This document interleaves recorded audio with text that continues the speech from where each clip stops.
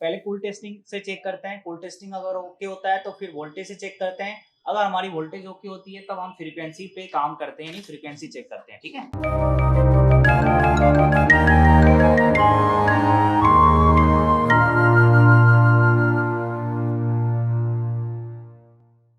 Hello friends, कैसे आप सब? आई होप आप लोग अच्छे होंगे। एक बार फिर से मल्टीटेक की यूट्यूब चैनल में आज आप लोगों का स्वागत है। आज का जो टास्क रहेगा, एक Redmi Note 6 Pro है, इसमें क्या प्रॉब्लम है? इसमें ये जो प्रॉब्लम है, इसमें डिस्प्ले पे कुछ भी नहीं आ रहा है। ठीक है, यानी ब्लैंक डिस्प्ले है। तो हम ये फॉल्ट देखेंगे कि ये फॉल्ट कहां से है, इसकी सेक्शन समझेंगे, लाइट के सेक्शन समझेंगे कि लाइट के सेक्शन कैसे काम करती है और ये फॉल्ट कहां से है। बिल्कुल स्टेप टू स्टेप डायग्नोज करेंगे, फॉल्ट को फाइंड करेंगे। ठीक है, तो ये वीडियो में लास्ट तक बने रहे ताकि आपको प्रॉपर पता चल सके कि कैसे लाइट की सेक्शन काम करता है और कितने टाइप के मतलब होते हैं लाइट के लिए। टाइप 3 होते हैं, टाइप 1, टाइप 2, टाइप 3। तो ये जो Note 6 Pro है, ये टाइप 2 के लाइट सेक्शन है। मतलब लाइट के सेक्शन 3 तरह का होते हैं, टाइप 1, टाइप 2 और टाइप 3। ठीक है, तो ये जो मॉडल है यानी Note 6 Pro, Note 4, 6A, Note 7 Pro, 8A, ये सब जितने भी हैं ये सारे टाइप 2 के हैं। तो टाइप 2 के आज लाइट सेक्शन समझेंगे कि टाइप 2 का जो लाइट सेक्शन है वो कैसे ऑपरेट होता है, कैसे काम करता है ना। बिल्कुल स्टेप टू स्टेप समझेंगे। ठीक है, तो पहले मैं यहाँ पे आपको स्क्रीन पे दिखा देते हैं कि ये मतलब ये कि इसका कंडीशन क्या है। देन उसके बाद से हम इसकी डायग्राम समझेंगे, इसकी लाइन समझेंगे कि कौन कौन सी लाइन होती है लाइट सेक्शन में, लाइट सेक्शन को चलाने के लिए, डिस्प्ले को चलाने के लिए। देन उसके बाद इसको हम रिपेयर करेंगे चेक करके। तो ये वीडियो में लास्ट तक बने रहे। अगर इस चैनल पर नए हैं तो सब्सक्राइब जरूर कर लें। Thank you. तो जैसे कि आप देख सकते हैं कि ये जो फोन है Redmi Note 6 Pro है, इसमें प्रॉब्लम क्या है। तो ये टाइप 2 का बोर्ड है ये। तो टाइप 2 के बोर्ड में ये जो हमारा लाइट की कनेक्शन होती है, देखिए ऑलरेडी ये पहले से काम हुआ मतलब हो चुका है। मतलब देखिए कॉइल वगैरह भी चेंज किया गया है और डायोड भी देख सकते हैं यहाँ पे। ये लाइट वाली जो डायोड है इसको भी निकाल कर लगाया गया है। ठीक है, यहाँ अगर हम देखें तो इधर भी देखिए कुछ किया गया है क्योंकि यहाँ पर फ्लक्स पेस्ट लगा हुआ है। तो लाइट की जो कनेक्शन होती है, देखिए मुझे लग रहा है ये आईसी को भी निकाल कर लगाया गया है क्योंकि देख सकते हैं यहाँ पे फ्लक्स पेस्ट साफ दिख रही है ना। तो लाइट की कनेक्शन इसी आईसी से होती है, PM660L से। यानी जिस फोन में 660 और 660L लगी होगी तो लाइट की कनेक्शन जो है 660L से होती है। और इस सेक्शन में क्या दिखने को मिलेगा, तो इस सेक्शन में कॉइल, डायोड, कैपेसिटर और कॉइल लगी होती है। तो अभी मैं इसको कंप्लीट आपको मैं पहले सर्किट समझाऊंगा मैं कि ये कैसे काम कर रही है लाइट के सेक्शन। ठीक है, देन उसके बाद से इसको हम फॉल्ट को ट्रेस करेंगे कि ये फॉल्ट कहाँ से है। कुछ सीखना है नया चीज, तो ये वीडियो में लास्ट तक बने रहे ताकि आपको प्रॉपर पता चल सके कि कैसे टाइप 2 का बोर्ड लाइट सेक्शन काम करती है। क्योंकि देखिए लाइट सेक्शन में अगर आप कोई एक फोन का अगर पार्टिकुलर समझ लेते हैं तो आप इसे सभी फोन का लाइट सेक्शन सॉल्व नहीं कर सकते हैं। ठीक है, ये तरह तरह का टाइप 1, टाइप 2, टाइप 3, यानी टाइप 1 में जो 6 पिन की लाइट ऐसी आती थी उसका थोड़ा अलग कंडीशन होता है। फिर बाद में 6 पिन में थोड़ा सा और मॉडिफाई हो गया, उसका थोड़ा अलग होता है। और जिसमें PMI में इनबिल्ड होता है उसका अलग होता है। ठीक है, और जो हमारा अभी लेटेस्ट OLED सुपर एमोलेड जो फोन आ रहे हैं उसमें हमारा अलग होता है। ठीक है, तो हमारा टाइप मतलब 3 तरह का लाइट सेक्शन होता है और तीनों तरह का हमें समझना होता है। ठीक है, तो ये वीडियो में लास्ट तक बने रहे ताकि आपको प्रॉपर पता चल सके कि टाइप 2 का बोर्ड चाहे कोई भी हो, है ना, उसमें लाइट सेक्शन कैसे काम करता है और क्या क्या लाइन होती है और कैसे हमें चेक करना होता है। तो प्रॉपर वैसे समझे। चलिए आते हैं यहाँ पे स्क्रीन पे और यहाँ पे आपको समझाते हैं कि कैसे लाइट सेक्शन काम करती है और मैं इसको कंप्लीट आपको चेक करके इसको फॉल्ट को सही करके दिखाऊंगा। तो चलिए आते हैं यहाँ पे स्क्रीन पे। यहाँ पे आप देख सकते हैं बोर्नियो को ओपन कर रखे हैं और मैं आपको यहाँ पे समझाऊंगा कि कैसे ये लाइट के सेक्शन काम कर रही है। और देखिए हार्डवेयर सोल्यूशन पे हम समझाएंगे तो आपको ज्यादा समझ में आएगा क्योंकि स्कीमेटिक जो है वो उनके लिए होता है जो ऑलरेडी पहले से काम कर रहे हैं और उससे जरिए जो है स्कीमेटिक से आप मतलब वो समझ सकते हैं। लेकिन जो बिल्कुल डायग्राम को स्टडी कैसे करते हैं उनको पता नहीं है तो उनके लिए बेस्ट होगा हार्डवेयर सोल्यूशन। ठीक है, तो मैं हार्डवेयर सोल्यूशन से समझाने की कोशिश करेंगे। देखिए सबसे पहले क्या होता है, जब आप डिस्प्ले लगाते हैं, जब आप डिस्प्ले लगाएंगे तो सबसे पहले हमारी जो होती है ये PWM यानी पल्स वाइड मॉड्यूलेशन, CABC, ये हमारा इनेबल सिग्नल होती है। जैसे आप डिस्प्ले लगाएंगे तो ये लाइन जाएगी हमारे PM में और इसको सिग्नल देगी कि यहाँ पे डिस्प्ले को लगाया गया है, यानी डिस्प्ले यहाँ पे लगी हुई है।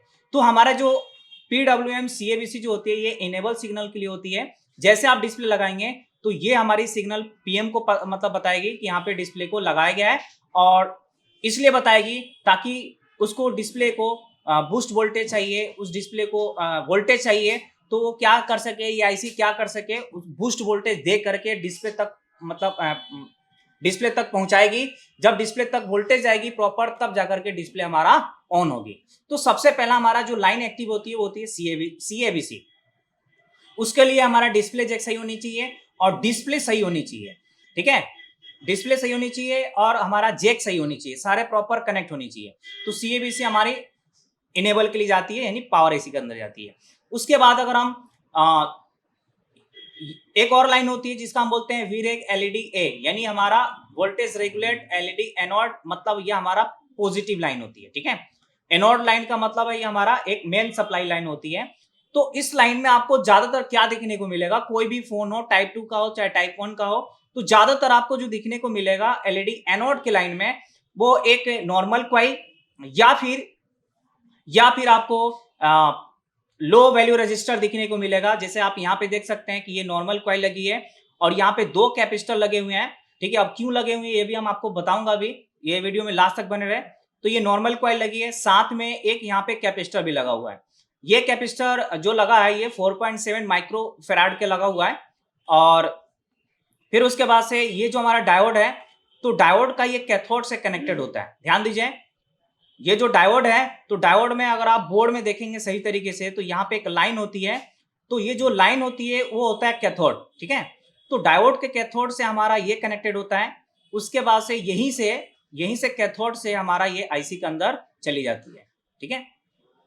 और जो एनोड है, तो एनोड से हमारी क्वाइल दिखने को मिलेगी, यानी क्वाइल कनेक्टेड होती है। और इस क्वाइल पे जो वोल्टेज आती है वो आती है वीपीएस पावर, यहाँ पे आप देख सकते हैं। और ये जो वीपीएस पावर जो आ रही है, तो जिस फोन में 660 एल लगी होगी, तो वीपीएस पावर जो आती है वो आती है हमारी कहां से, ये हमारी 660 से, ठीक है। 660 से आएगी। और ये जो आईसी है ये 660 एल है। तो यहाँ पे वीपीएस पावर आती है और यहाँ पे फ्यूज भी लगा हुआ है, यहाँ पे आप देख सकते हैं फ्यूजिबल रजिस्टर भी लगा हुआ है। तो हमारा डायोड के एनोड से क्वाइल और कैपेसिटर ज्यादातर दिखने को मिलेगा, और क्वाइल और कैपेसिटर ज्यादातर दिखने को मिलेगा। और यही एनोड की लाइन हमारा आईसी से भी होती है। यानी कहने का मतलब है कैथोड भी आईसी से कनेक्टेड होती है और एनोड भी आईसी से कनेक्टेड होती है। क्यों? क्योंकि जब यहाँ पे वीपीएस की वोल्टेज आएगी 3.7 से 4.2 वोल्टेज, तो यही वोल्टेज क्या करेगी, यही वोल्टेज आईसी के अंदर जाएगी, ठीक है। और जैसे सीएबीसी की सिग्नल आएगी, तो क्या करेगी, ये आईसी 660 एल बूस्ट वोल्टेज बना करके, मतलब बूस्ट वोल्टेज बना करके इस लाइन में भेजेगी, यानी कैथोड के लाइन में यहां से भेजेगी, ये वाली, मतलब डायोड का कैथोड। और लाइन का नाम क्या है, एलईडी एनोड। तो बूस्ट वोल्टेज बना करके इस लाइन में भेजेगी, ठीक है। अब यहाँ पे बूस्ट वोल्टेज बन कैसे रहा है, तो यहाँ पे वीपीएस वोल्टेज आ रहा है और ये क्वाइल जो है और कैपेसिटर साथ में डायोड, ठीक है, ये हेल्प कर रही है इस आईसी को बूस्ट करने में, यानी वोल्टेज को बढ़ाने में। ये क्वाइल क्या कर रही है, हेल्प कर रही है वोल्टेज को बढ़ाने में, वोल्टेज को बूस्ट करने में, ठीक है। अब आईसी के अंदर क्या लगा होता है जी, तो आईसी के अंदर हमारे मॉसफेट ट्रांजिस्टर मिलेगा जो स्विचिंग करता है। और नेगेटिव पॉजिटिव क्या होता है, इसके अंदर शॉर्ट होता है, ठीक है। और शॉर्ट होने से हमारे क्या होता है कि यही हमारी ये बूस्ट वोल्टेज बनेगी, और बूस्ट वोल्टेज बन करके यहाँ पे, और ये कब बनेगी, सेट ऑन होने के बाद बनेगी। यानी जब आप मोबाइल को ऑन करेंगे तब जाकर के बूस्ट वोल्टेज बनेगी, ठीक है। अगर आप केवल डिस्प्ले लगाए रहेंगे और मोबाइल ऑन नहीं रहेगी तो बूस्ट वोल्टेज नहीं बनेगी। ये कब बनेगी बूस्ट वोल्टेज, बूस्ट का मतलब क्या होता है कि 4 वोल्ट जो इंटर हो रही है इसके अंदर, तो ये आईसी 4 वोल्ट को 17 वोल्ट, 18 वोल्ट, 20 वोल्ट ऐसे बना देती है, क्योंकि ये टाइप 2 का बोर्ड है, ठीक है। अब जो टाइप 3 आ रही है वो 7 वोल्ट, यानी हमारा 7 वोल्ट, 6 वोल्ट, -4 +4 वोल्ट पे हमारा वो ऑपरेट हो रही है। क्यों हो रही है, तो टाइप 3 का भी हम आपको समझाएंगे कैसे लाइट सेक्शन काम करती है। तो यहाँ पे फिर से हम आपको रिपीट कर देते हैं कि डायोड का एनोड पे वीपीएस वोल्टेज आती है, यही वोल्टेज इसके अंदर एंटर होती है। सीएबीसी के जैसे सिग्नल मिली, ये आईसी क्या करेगी, स्विचिंग करेगी। अब इस आईसी को वोल्टेज को बढ़ाने में ये क्वाइल और कैपेसिटर मदद कर रही है, और उसके बाद से ये हमारे आईसी वोल्टेज को बढ़ा करके यानी बूस्ट करके इस लाइन में ऐसे चली जा रही है, और ये डिस्प्ले तक चली जाएगी और डिस्प्ले हमारी ग्लो करने लगेगी। इसके लिए हमारा 2 लाइन और सही होनी चाहिए, जिसको हम K1 K2 बोलते हैं, यानी हमारी ये एक तरफ से कह सकते हैं हमारे नेगेटिव लाइन है ये K1 और K2, ठीक है। तो K1 और K2 के लाइन में भी हमारी शॉर्टिंग नहीं होनी चाहिए और इसमें जो भी कंपोनेंट लगा हुआ है वो कंपोनेंट खराब नहीं होनी चाहिए। अगर ये खराब रहेगी तो भी हमारा डिस्प्ले पे लाइट नहीं आएगी, ग्लो नहीं करेगी, ठीक है। तो K1 K2 CABC किसका है, इनेबल के लिए, और एलईडी एनोड। इसके लाइन में हमारा जो डायोड होगी, डायोड की कैथोड लाइन से हमारा डिस्प्ले जैक से होगा, डायोड का कैथोड डिस्प्ले जैक से होगा, और डायोड का एनोड जो है वो आईसी से होगी। यहाँ पे आप देख सकते हैं डायोड का एनोड है, क्वाइल भी है, कैपेसिटर भी है और ये आईसी भी है, ठीक है ना। तो आपको यहाँ पे कंफ्यूज बिल्कुल ही नहीं होना है, बिल्कुल भी नहीं होना है। तो डायोड का एनोड से हमारा क्वाइल कनेक्टेड है और कैथोड जो है हमारा डिस्प्ले जैक से है। तो यहाँ पे हम क्या करेंगे, अभी फॉल्ट को फाइंड करने के लिए सबसे पहले हम ये चेक करेंगे, सबसे पहले ये चेक करेंगे कि कुल टेस्टिंग में हमारा जो K1 और K2 इन दोनों लाइन में कोई शॉर्टिंग तो नहीं है, CABC में कोई शॉर्टिंग तो नहीं है। अब CABC कितने नंबर है, 17 नंबर है, तो CABC पे कोई शॉर्टिंग तो नहीं है, वो चेक करेंगे। साथ में ये जो हमारा एलईडी एनोड की लाइन है 40 नंबर पिन, इस लाइन में कोई शॉर्टिंग तो नहीं है, नहीं पहले हम कूल टेस्टिंग करें, चेक करेंगे, ठीक है। अगर ये कूल टेस्टिंग ओके होगी देन उसके बाद से हम बैटरी लगाकर चेक करेंगे कि इसकी जो 40 नंबर पिन है बैटरी का वोल्टेज आ रहा है या नहीं आ रहा है, ठीक है। क्योंकि यहाँ पे बैटरी का वोल्टेज आएगा, क्यों आएगा जी, क्योंकि यहाँ पे वीपीएस वोल्टेज आ रही है, ठीक है। और वीपीएस का जो वोल्टेज होता है वो होता है 3.7 से 4.2 वोल्टेज, ठीक है। अब यही वोल्टेज क्या होगा, डायोड के एनोड पे जाएगा और डायोड का एनोड से कैथोड, यानी ये डायोड जब भी हमारा काम करता है फॉरवर्ड वाइज काम करता है, यानी यहाँ पे जो भी सप्लाई देंगे एनोड पे तो वो कैथोड पे क्या कर देगा, पास कर देगा। तो वही हमारा जो भी यहाँ पे वोल्टेज होगी वो कैथोड पे रहेगी, जब ये कैथोड पे आएगी तो जाहिर सी बात है यहाँ पर भी आ जाएगी। तो अगर यहाँ पे बैटरी का वोल्टेज आ जाती है दैट्स मीन कि हमारा ये बिल्कुल लाइन ओके है, इस लाइन में मतलब कहने का मतलब है कि मतलब कोई शॉर्टिंग वोटिंग नहीं है। अब डिस्प्ले लगा करके सेट को ऑन करके देखेंगे कि बूस्ट वोल्टेज बन रहा है नहीं बन रहा है, ठीक है। अगर ये बूस्ट वोल्टेज नहीं बन रहा है तब जाकर के हम डायोड, कैपेसिटर और कॉइल को हम क्या करेंगे, वन बाय वन चेंज करेंगे, चेंज करके चेक करेंगे। फिर भी अगर सेम प्रॉब्लम है तो एक बार हम ये भी चेक कर लेंगे, जो CABC पे है इस पे हमारे 1.8 वोल्टेज आती है, ठीक है, CABC पे। और K1 K2 पे जो है इस पे करीब करीब 0.6 0.5 0.7 वोल्टेज आती है, यानी मिली वोल्ट आती है, ठीक है। तो हमारा K1 K2 पे भी मिली वोल्ट चेक करना है और PWM CABC पे जो उस पे 1.8 वोल्टेज चेक करना है। और यहाँ पर भी हमारा डिस्प्ले लगा करके सेट ऑन करके बूस्ट वोल्टेज आनी चाहिए और बगैर सेट ऑन किए यहाँ पे बैटरी का वोल्टेज आनी चाहिए। तो यही हम कंप्लीट चेक करेंगे कि हमारे ये जो भी कुल टेस्टिंग है और वोल्टेज है वो प्रॉपर आ रहा है या नहीं आ रहा है, ठीक है। जब ये सब ओके होगा, लाइन ओके होगी, कोई शॉर्टिंग वगैरह नहीं होगी और क्वाइल डायोड चेंज करने के बाद भी प्रॉब्लम सेम है, तब जाकर के हम 660L पे काम करेंगे। और 660L चेंज करने के बाद भी फिर भी हमारा डिस्प्ले पे लाइट नहीं आ रही है, तब जाकर के हम सीपीयू के लाइन में जाते हैं, क्योंकि सीपीयू में हमारी जाती है DSI CSI MIPI लाइन। तो अगर वो भी वोल्टेज नहीं जाएगी तो भी हमारे डिस्प्ले पे कुछ भी नहीं आएगा। तो ये सब होने के बाद तब सीपीयू पे जाते हैं, सीपीयू में जो हमारा DSI CSI लाइन जाती है वो प्रॉपर जा रही नहीं आ रही, वो सारी चीज चेक करते हैं। तो चलिए आते हैं माइक्रोस्कोप की तरफ और हम यहाँ पे कुल टेस्टिंग चेक करते हैं कि यहाँ पे क्या दिखा रहा है क्या नहीं दिखा रहा है, ठीक है। ओके, तो आते हैं माइक्रोस्कोप की तरफ। तो सबसे पहले हम इसको क्लीन करेंगे, बोर्ड को पहले बाहर कर लेते हैं, इसको हम क्लीन करेंगे क्योंकि यहाँ पे बहुत सारे काम किया हुआ है पहले से ऑलरेडी।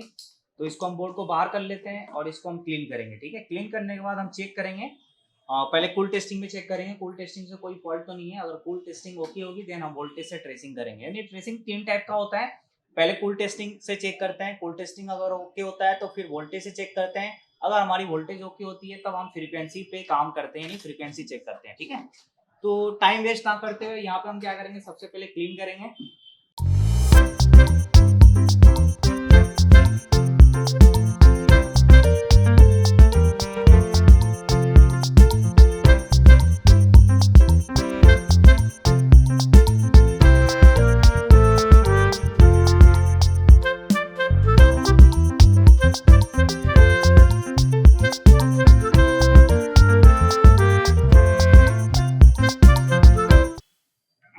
तो सबसे पहले हम K1 K2 की लाइन देख लेंगे।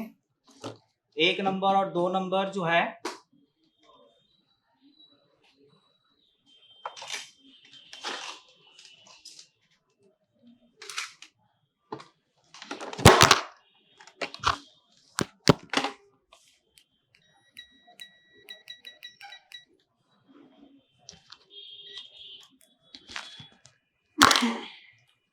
तो यहाँ पे हम ट्वीजर में ये लगा लेते हैं, ताकि ये थोड़ा मोटी प्रोब है तो हम यहाँ पे ट्वीजर लगा लेंगे। पहले कुल टेस्टिंग से देख लेंगे।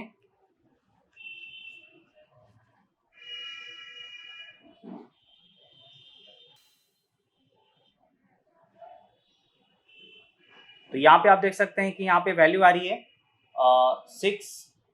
612 आ रही है, ठीक है। रिवर्स आ रही है 612। हम फॉरवर्ड भी चेक कर लेंगे। फॉरवर्ड हम चेक करते हैं कि लाइन में लीकेज तो नहीं है, वो हमें पता चल जाए, ठीक है। तो फॉरवर्ड चेक करते हैं अब कि फॉरवर्ड में क्या आ रहा है। फॉरवर्ड बोलते हैं जब हम ब्लैक प्रोब को ग्राउंड पे रख के चेक करते हैं तो फॉरवर्ड कहते हैं। तो फॉरवर्ड में हमारे या तो कुछ भी नहीं आनी चाहिए या तो फिर 100 प्लस आनी चाहिए, तो ओके ही है। फिर हम चेक करेंगे K1 का, रिवर्स रीडिंग चेक करेंगे K1 की क्या दिखा रहा है यहाँ पे। तो K1 में भी देख सकते हैं यहाँ पे 611 दिखा रहा है। फिर हम फॉरवर्ड चेक करेंगे, ठीक है। फॉरवर्ड चेक करते हैं कि लाइन में लीकेज तो नहीं है, वो पता चल जाए।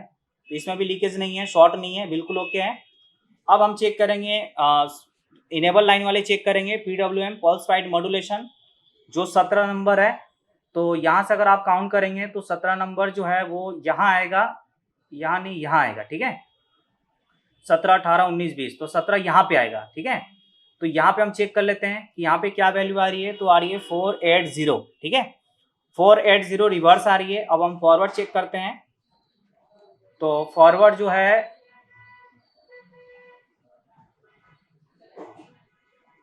फॉरवर्ड कुछ नहीं आ रहा है, इसका मतलब है कि ये भी ओके है, यानी इनेबल लाइन में भी कूल टेस्टिंग से कोई फॉल्ट नहीं है, लीकेज शॉर्ट ओपन नहीं है। अब हम चेक करेंगे एलईडी एनोड की लाइन, जो इधर से 1 नंबर है। तो अब यहाँ पे हम चेक करते हैं। तो यहाँ पे आप देख सकते हैं 00 आ रहा है डायोड मोड पे, है ना। तो अगर डायोड मोड पे 00 आता है तो ये हमारी शॉर्टिंग की पहचान है। यहाँ पे आप देख सकते हैं कि यहाँ पे जो है शॉर्टिंग दिखा रहा है। अब इसको हम कंटिन्यूटी पे चेक करके देखते हैं। तो यहाँ पे देख सकते हैं कि ये बीप आ रहा है ना। यहाँ पे बीप आ रहा है 1.9, यानी हमारी ये शॉर्टिंग है, यानी एनोड की लाइन में क्या है, शॉर्ट है। एनोड की लाइन में क्या है, शॉर्ट है। तो हम ये शॉर्टिंग को निकालेंगे, यानी हमारी जो फॉल्ट है वो कूल टेस्टिंग से ही मिल गया कि एनोड के एलईडी एनोड की लाइन में क्या है, ये शॉर्टिंग है। तो अब हमें शॉर्टिंग का लॉजिक समझना है। देखिए जी, इधर हमारा डायोड है और डायोड की जिधर लाइन होती है उधर होता है कैथोड, दूसरी तरफ क्या होता है जी, एनोड। तो एनोड से हमारा देखिए लाइन भी दिख रही है, ये कॉइल कनेक्टेड है और ये आईसी कनेक्टेड है ना। तो कहने का मतलब है कि डायोड का ये तो सीरीज में लगा होता है लाइट सेक्शन में डायोड। तो अगर ये डायोड शॉर्ट होगी तो ये तो पार्टिकुलर एक वायर हो जाएगी, है ना।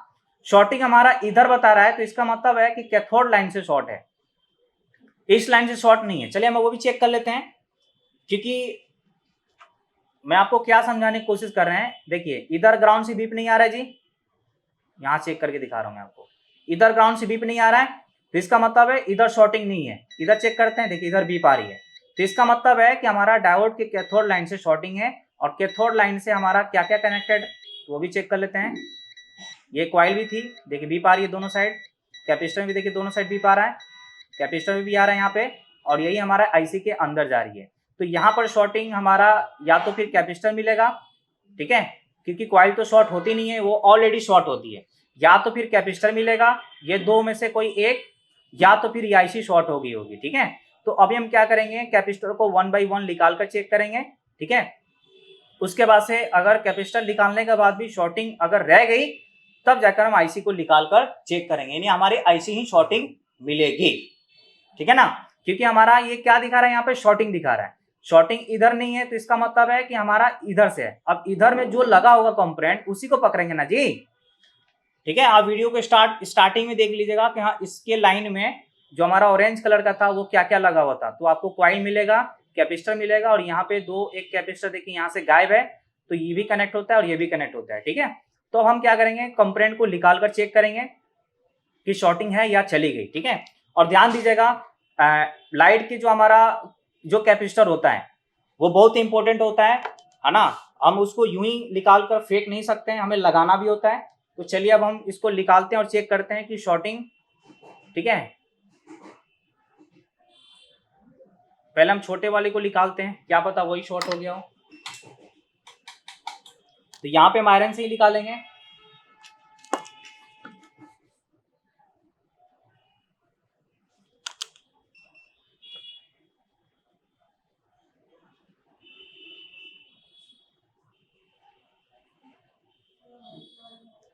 ठीक है, निकल गया जी। अब चेक करेंगे शॉर्टिंग है या चली गई।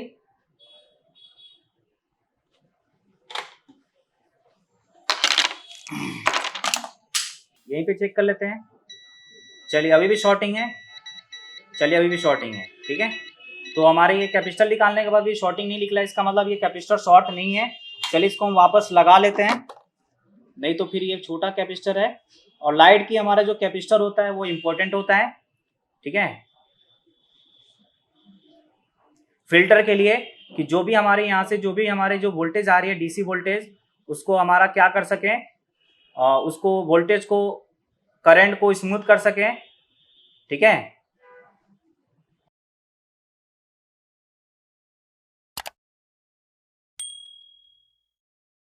इस तरह का काम होता है। चलिए जी, अब हम इस कैपेसिटर को निकालेंगे, बड़े वाले कैपेसिटर को।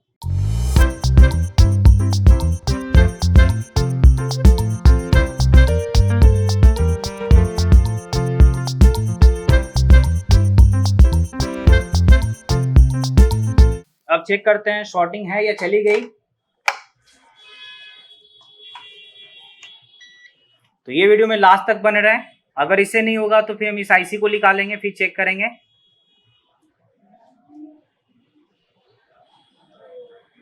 चलिए जी, देखिए यहाँ पे तो शॉर्टिंग नहीं दिखा रहा है। चलिए कॉइल पे भी नहीं दिखा रहा है। चलिए कैपेसिटर पे दोनों पे आ रहा था उस टाइम, अभी इस टाइम एक पे आ रहा है। इसका मतलब ये ग्राउंड से कनेक्टेड है और ये हमारा इससे कनेक्टेड है, तो शॉर्टिंग निकल गया। इसका मतलब है कि ये जो शॉर्टिंग थी वो कैपेसिटर से था। चलिए हम कैपेसिटर भी चेक कर लेते हैं कि कैपेसिटर क्या बीप आ रहा है क्या। तो यस आ रहा है, यहाँ पे आप देख सकते हैं बीप आ रहा है। तो इसका मतलब ये कैपेसिटर शॉर्ट हो गया है और इसके वजह से हमारे डिस्प्ले पे कुछ भी नहीं आ रही थी, है ना, कुछ भी नहीं आ रही थी हमारे डिस्प्ले पे, क्योंकि ये कैपेसिटर क्या हो गया है, शॉर्ट हो गया है। क्या हो गया है, शॉर्ट हो गया है। तो अब हमें क्या करना है, कैपेसिटर को लगाना है। तो मेरे पास जो है अभी फिलहाल नोट 6 प्रो तो बोर्ड नहीं है। आप कोई भी लाइट सेक्शन यानी टाइप 2 का बोर्ड से निकाल कर, जो हमारा जो डायोड का कैथोड से होता है कैपेसिटर, वो निकाल कर लगा सकते हैं। तो यहाँ पे मेरे पास टाइप 2 का बोर्ड नोट 4 है और यहाँ पे हम लाइट के सेक्शन से ये कैपेसिटर को निकाल कर लगा सकते हैं। ठीक है, तो ये हमारा लाइट सेक्शन से ये लगी हुई है ये वाली कैपेसिटर। तो हम इस कैपेसिटर को अभी निकालेंगे और निकाल कर हम लगाएंगे। अब हमने स्टार्टिंग में जो है डिस्प्ले हम आपको दिखाया नहीं मैंने, क्योंकि देखिए क्या क्या जब ये लाइट की लाइन में फॉल्ट है तो हमारी कैसे डिस्प्ले पे आ जाएगी, कुछ नहीं आएगी। ठीक है, तो इसलिए हमें हर सेक्शन हर लाइन के बारे में पता होनी चाहिए कि कैसे क्या काम कर रहा है सर्किट, ताकि हम समझ कर इजिली रिपेयर कर सकें, टाइम ज्यादा ना लगे। ठीक है, तो इसी तरीके से ग्राफिक का भी होता है, टच का भी होता है। टच का भी 4 टाइप है और चारों टाइप के बारे में समझना होता है। ठीक है, 3 प्रोटोकॉल होते हैं, उन 3 प्रोटोकॉल और कुछ अभी एडवांस फोन आ रहे हैं उसमें सर्किट थोड़ा चेंज हो गई है। तो अगर आप नए फोन 5G हैंडसेट के बारे में या आईसी के बारे में, कौन सा आईसी कैसे काम कर रही है, एक वीडियो हमारी MTK CPU का डली हुई है। कोई भी MTK फोन में अगर CPU लगी होगी तो वो कैसे काम करती है ना, क्या क्या चेक करना होता है, उस आईसी को चलने के लिए कौन कौन सी सप्लाई चाहिए, बिल्कुल डीप में बताया गया है। तो वो भी आप वीडियो नहीं देखे हैं तो जल्दी आप देखें, समझें, है ना, कि क्या चीज है। अब यहाँ पे हम क्या करेंगे, लगाएंगे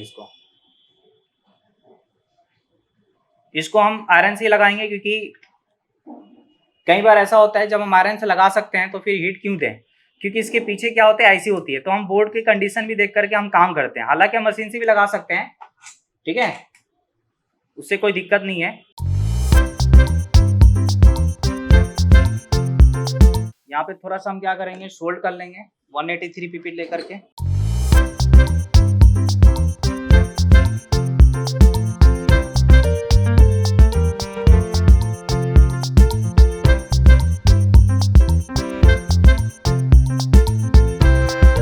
इसको साफ कर लेते हैं, उसके बाद हम बोर्ड पे लगा के देखेंगे क्या ये लाइट आई नहीं आई। इसी तरीके से अगर आप नॉलेज लेना चाहते हैं हर टाइप का, ग्राफिक, लाइट, डेट, चार्जिंग, कौन सा ऐसे कैसे काम कर रही है, ठीक है, क्योंकि देखिए मैं आपसे अगर क्वेश्चन करूं, अगर मान के चलिए ये आईसी खराब हो गई है या ये कॉइल की लाइन में शॉर्ट हो गई, कैसे आप पता कर सकते हैं कि ये कॉइल की लाइन कहाँ जा रही है? जब तक आपको पता नहीं होगा आप नहीं बता सकते हैं। ठीक है, तो आपको हर आईसी के बारे में बताया जाएगा, क्योंकि बहुत सारे हमने देखे हैं कि बस एक आईसी के बारे में समझ लेते हैं जैसे कोई मान के चलिए पार्टिकुलर कोई 8953 8937 के बारे में समझ लिए और उससे लगता है कि हम डेड मोबाइल को सही कर लेंगे सही फोन, नहीं ऐसा नहीं है, ठीक है, टाइम लगता है।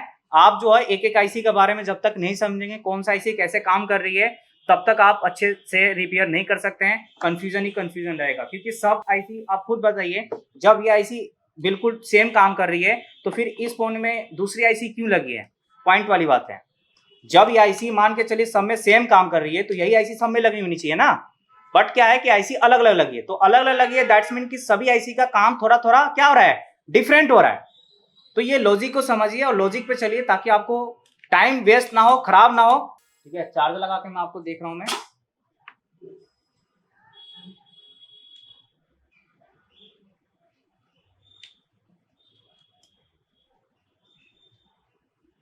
यहाँ पे देख सकते हैं कंप्लीट, यहाँ पे चार्जिंग का लोगो आ गया, इसका मतलब है डिस्प्ले पे हमारी प्रॉपर लाइट आ गई, ठीक है।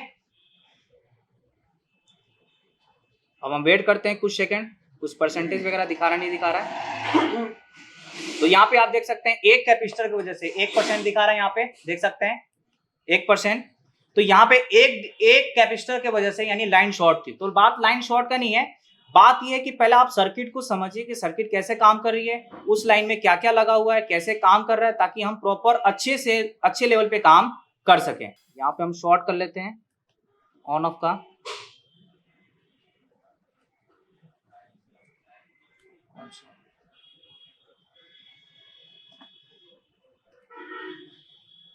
चलिए 2% हो गया। यहाँ पे ये वाले पावर बटन है, हम यहाँ पे एक बार शॉर्ट करके देखते हैं कि कंप्लीट। यहाँ पे देख सकते हैं पावर बटन को प्रेस कर दिए, अब ये ऑन हो रहा है। तो अगर हमें इसी तरीके से हर सर्किट के बारे में समझेंगे ना, बहुत क्विक फॉल्ट को फाइंड करेंगे।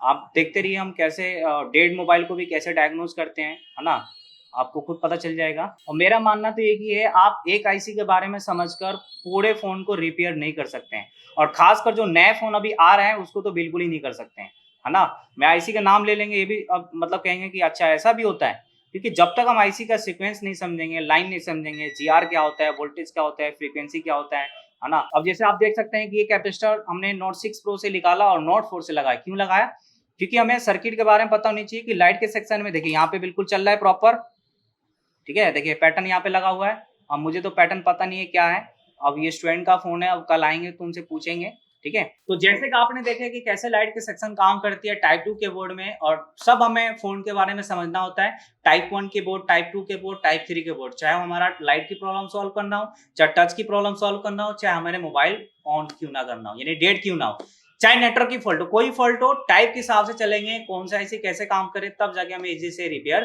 कर सकते हैं। तो आई होप ये वीडियो आप लोग अच्छा लगा होगा, कमेंट्स करके जरूर बताएं ताकि और ज्यादा आपकी तरफ वीडियो पहुंचाए रखें और मोटिवेशन ज्यादा से ज्यादा मिले। Thank you very much.